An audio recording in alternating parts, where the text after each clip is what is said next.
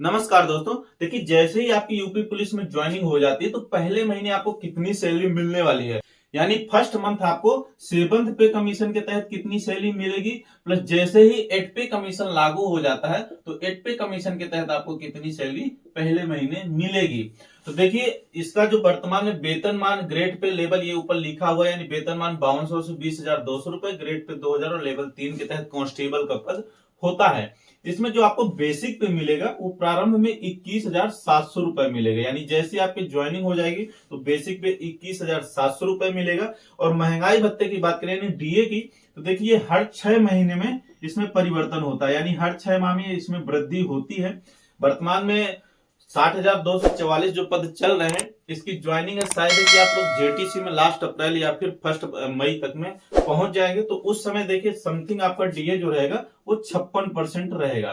तो 56% के तहत जो आपका डीए है ये आपका 12,152 रुपए मिलेगा, 12,152 रुपए मिलने वाला है। इसके बाद पौष्टिक आहार भत्ता आपको मिलता है जो कि 1875 रुपए है, और मेंटेनेंस किट अलाउंसेस का ये 188 रुपए मिलता है। आपका वर्दी धुलाई वगैरह के लिए 188 रुपए ये चीज मिलता है, यानी बेसिक पे डीए, पौष्टिक आहार भत्ता और मेंटेनेंस किट अलाउंसेस, ये चारों चीजें आपकी जैसे ट्रेनिंग पर आमद हो जाती है तो इन ट्रेनिंग ही आपको मिलने वाली, यानी ट्रेनिंग पर आपको ये चार चीजें मिलेंगी। देखिए, यदि इसको हम कैलकुलेट करेंगे कि टोटल कितना निकल करके आ रहा है तो ये आपका 35,915 रुपए बनेगा, जिसमें से कुछ डिडक्शन भी होता है। डिडक्शन में क्या क्या चीज कटता है, तो एक तो आपका एनपीएस कटता है जो कि 10% कटता है। अब ये 10% जो कटता है ये बेसिक पे प्लस डीए का कटता है, यानी इन दोनों का टोटल 10% कटता है, plus GIS group insurance scheme का 100 रुपए कटौती होती है। तो देखिए, इससे अगर हम एनपीएस और जीआईएस दोनों घटा देंगे तो ये आपको 32,430 रुपए अंडर ट्रेनिंग आपको सैलरी मिलने वाली सेवंथ पे कमीशन के तहत। यदि आपकी अप्रैल मई तक में ज्वाइनिंग हो जाती है तो फिर ये सैलरी आपको मिलेगी। और यही सैलरी एट पे कमीशन के तहत कितनी बढ़ जाएगी इस चीज को भी हम जानेंगे। प्लस इससे पहले कुछ चीजें और जान लेते हैं कि जैसे आपकी ट्रेनिंग खत्म हो जाती है फिर आपको कुछ अलाउंसेस अलग से मिलने लगते हैं। देखिए, जैसे एचआरए और बैरक की बात करते हैं, तो जब आप प्राइवेट आवास लेकर रहते हैं तब आपको एचआरए मिलता है। एचआरए देखिए 3 प्रकार से पुलिस विभाग में मिलता है, 800 रुपए, 1200 रुपए और 2400 रुपए। देखिए, इसमें जो फर्स्ट ग्रेड के जिले हैं यानी महानगर वगैरह जैसे हो गए लखनऊ, आगरा, इलाहाबाद, इस तरह से, तो यहाँ पर आपको 2400 रुपए एचआरए मिलेगा यदि यहाँ पर पोस्टिंग है आपकी। और इसके अलावा अन्य शहरी इलाके में किसी भी जिले में आपकी पोस्टिंग है तो फिर 1200 रुपए एचआरए मिलेगा, और यदि देहात इलाके में पोस्टिंग है तब फिर आपको 800 रुपए एचआरए दिया जाता है। वहीं अगर आप प्राइवेट रूम लेकर नहीं रहते तब फिर आप बैरक भत्ता ले सकते हैं जो कि 455 रुपए मिलता है।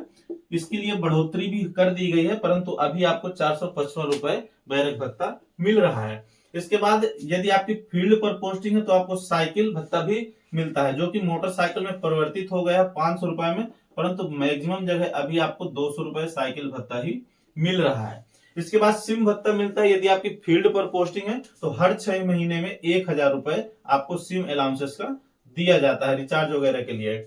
जो कटौती होती है आपके सैलरी से वो मैंने यहाँ पर आपको बताया कि एनपीएस और जीआईएस ये चीजें आपसे कटौती की जाती है। अतिरिक्त में कुछ चीजें मिलती हैं, जैसे 13 महीने की सैलरी आपको मिलती है 13वें महीने की, क्योंकि जितने भी हॉलीडेज होते हैं अवकाश उस पर भी पुलिस को ड्यूटी करना पड़ता है, उसके एवज में 13वें महीने की अतिरिक्त सैलरी मिलती है जो कि बेसिक पे प्लस डीए ही मिलता है। ऐसा नहीं कि सारे अलाउंसेस भी आपको अतिरिक्त में दिए जाएंगे, केवल बेसिक पे प्लस डीए मिलेगा, यानी ये चीज बेसिक पे और डीए आपको 13वें महीने के रूप में दिए जाएंगे। इसके अलावा दीपावली बोनस हो गया, और टीएडीए वगैरह यदि आपकी 8 किलोमीटर से दूर कहीं ड्यूटी लगती है और 12 घंटे से अतिरिक्त आप वहां पर रुकते हैं तो फिर आपको टीएडीए अनुबंध होगा। और साथ में आपको वर्दी भत्ता साल में मिलता है जो कि 3,000 रुपए मिलता है। इसकी भी बढ़ोतरी हो गई परंतु अभी 3,000 रुपए दिया जाता है। अब देखिए, इसको हम एट पे कमीशन के तहत जानेंगे कि कितनी सैलरी आपकी बनने वाली है। तो एट पे कमीशन में देखिए फिटमेंट फैक्टर निर्धारण होता है और इसी के तहत सैलरी का निर्धारण भी किया जाता है। तो फिटमेंट फैक्टर किस चीज पर देखा जाता है, इसके लिए मैंने ऑलरेडी एक वीडियो बनाया है, उसको आप देखेंगे तो सारी चीजें आपकी क्लियर हो जाएंगी कि कितना फिटमेंट फैक्टर हो सकता है। इसमें देखिए आपकी महंगाई और बेसिक पे को मर्ज कर दिया जाता है, प्लस जो वर्तमान महंगाई चल रही है उसको एनालिसिस किया जाता है सरकार द्वारा। सरकार के जो है कई सारे आंकड़ों को देखते हुए फिटमेंट फैक्टर का निर्धारण किया जाता है। तो इसमें देखिए, जैसा कि वर्तमान में अनुमानित अगर मिनिमम 1.83 भी फैक्टर लगता है यानी 1.83 का गुणांक भी अगर लगता है, इतना मैंने अपने वीडियो पे बताया हुआ था।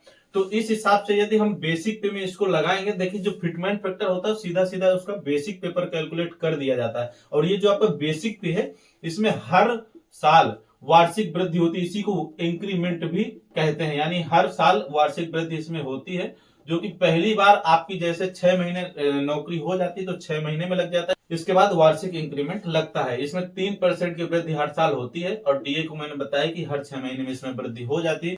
तो जो भी उस समय आपका बेसिक पे होगा उसको इससे कैलकुलेट कर दिया जाएगा। यदि हम आपको वर्तमान 21,700 रुपए ले करके चले, तो ये आपका जैसे ही कैलकुलेट करेंगे तो ये टोटल आपका निकल करके आएगा 39,711 रुपए, यानी 39,711 रुपए आपका बेसिक पे बनेगा। और इसके बाद डीए आपका शून्य हो जाएगा, क्योंकि देखिए डीए मर्ज हो गया तो डीए आपको प्रारंभ में शून्य मिलेगा। इसके बाद जो भी बढ़ोतरी हुआ करेगी वो आपको मिलती रहेगी। पौष्टिक आहार भत्ता, मेंटेनेंस किट अलाउंसेस का आपको यही सेम मिलने वाला है। इनमें भी वृद्धियां होती हैं, परंतु वर्तमान में कुछ कहा नहीं जा सकता कि कितना बढ़ेगा। तो इस चीज को हम ले करके चले तो ये टोटल सैलरी जैसे ही 8P कमीशन लागू हो जाएगा तो आपकी ट्रेनिंग पर ही जो सैलरी है ये आपकी 41,774 रुपए बनने वाली, यानी 41,774 रुपए आपकी 8P कमीशन के तहत प्रारंभ में सैलरी बनेगी। और इससे अगर हम एनपीएस और जीआईएस काट देते हैं तो ये आपकी टोटल सैलरी निकल करके आएगी 37,803 रुपए आपको इन हैंड सैलरी मिलेगी। तो दोस्तों सैलरी आपकी ठीक ठाक रहने वाली है। तो वीडियो अच्छा लगा तो लाइक और शेयर जरूर कर दें, और चैनल पर नए तो सब्सक्राइब करके बेल आइकन प्रेस कर लें। किसी भी प्रकार की अपडेट के लिए टेलीग्राम ग्रुप जरूर ज्वाइन कर लें।